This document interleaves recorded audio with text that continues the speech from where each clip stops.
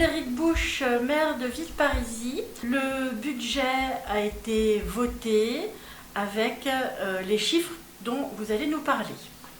Alors effectivement, le budget a été voté en conseil municipal. Un budget équilibré, bien entendu, comme il se doit de l'être pour toutes les collectivités locales. Un budget qui est équivalent à peu près 32 millions d'euros de recettes et qui nous permet donc de financer nos modes de fonctionnement, notamment tout ce qui est relatif aux aides, aux subventions, enfin les aides et les subventions pour les associations, mais aussi la rémunération des agents, et après tout ce qu'on appelle le petit fonctionnement d'une collectivité. Et puis ce qui nous permet de dégager, sans faire de recours à emprunt cette année, de dégager des marges suffisantes, donc de l'excédent de fonctionnement que nous reportons en investissement pour pouvoir financer donc nos opérations d'investissement cette année. Des opérations d'investissement qui sont plutôt dédiées aux équipements de proximité. Alors, c'est quoi les équipements de proximité ? Alors, les équipements de proximité, ils sont sur plusieurs thèmes. Cette année, on va déjà démarrer par un équipement attendu au niveau de la partie économique. C'est la rénovation donc, du marché couvert sur la base d'études réalisées lors du dernier mandat et sur une volonté un peu différente, c'est-à-dire de travailler en milieu occupé.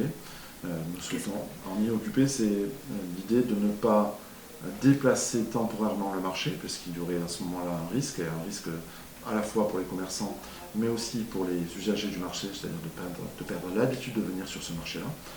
Donc c'est des travaux de rénovation pour le remettre aux normes, tout d'abord les normes électriques, assainissement, ainsi de suite, mais aussi pour le moderniser, à la fois dans sa fonction et aussi dans son image.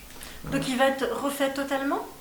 Il va être, alors il existe, donc on ne va pas démolir pour reconstruire, on va simplement retravailler les sols, les murs, le plafond, plus tout ce qui est lié au courant électrique, à la distribution de l'eau. Et donc c'est une nouvelle image de ce marché. Et oui, ce sont des travaux, alors pour l'instant nous n'avons pas encore les réponses des entreprises en termes de marché public, mais ce sont des travaux importants, puisque en montant, on peut estimer supérieur à 1,8 million en TTC. D'accord. Et alors, donc ça sera fait quand ? Alors, on devrait démarrer second semestre 2021, entre 8 et 10 mois de travaux et une livraison donc espérée dans le courant premier semestre 2022. Pour impacter le moins possible nos commerçants, des réunions donc ont lieu avec à la fois le délégataire et avec les représentants des commerçants.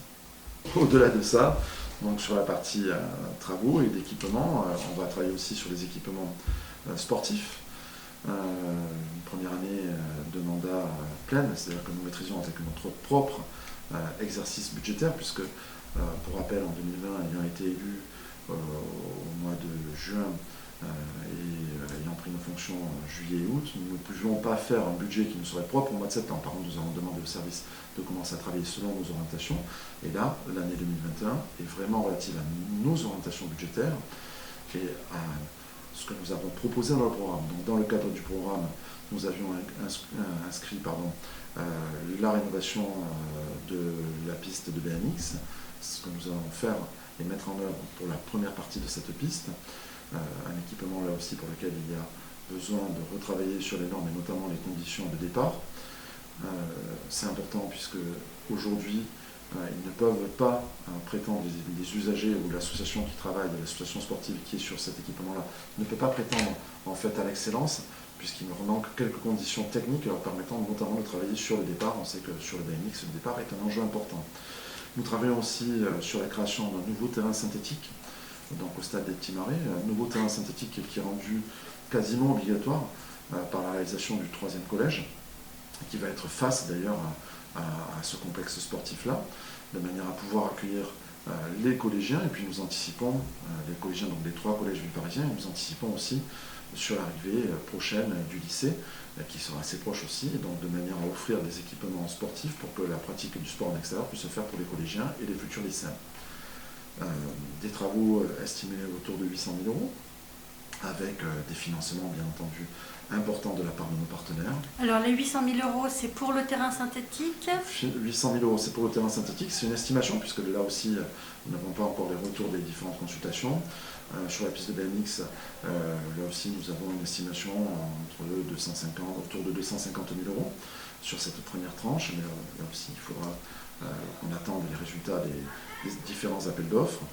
Nous travaillons aussi sur la rénovation de la piste de roller. C'est quelque chose qu'il faudra certainement faire et comprendre dans les programmes financiers tous les 8-10 ans. C'est une piste, c'est un anneau qui existe. Peu de villes ont un anneau de compétition, nous en avons un. Il est où? Il est situé entre le quartier Normandie-Némen et le quartier du Poitou, donc au nord de notre ville. C'est un équipement qui avait déjà fait l'objet de travaux de rénovation, notamment sur tout ce qui était les balustrades extérieures, mais c'était dans les années 2011-2012 de mémoire. Et là, avec une première réflexion de la piste, cette piste vieillit, on a un sol qui bouge à Villeparisis, notamment parce qu'il est constitué d'argile, et donc on a besoin de réintervenir. Donc nous allons rénover toute la couche de roulement et reproduire en fait les conditions nécessaires pour que cette association puisse rouler correctement sur cet anneau-là.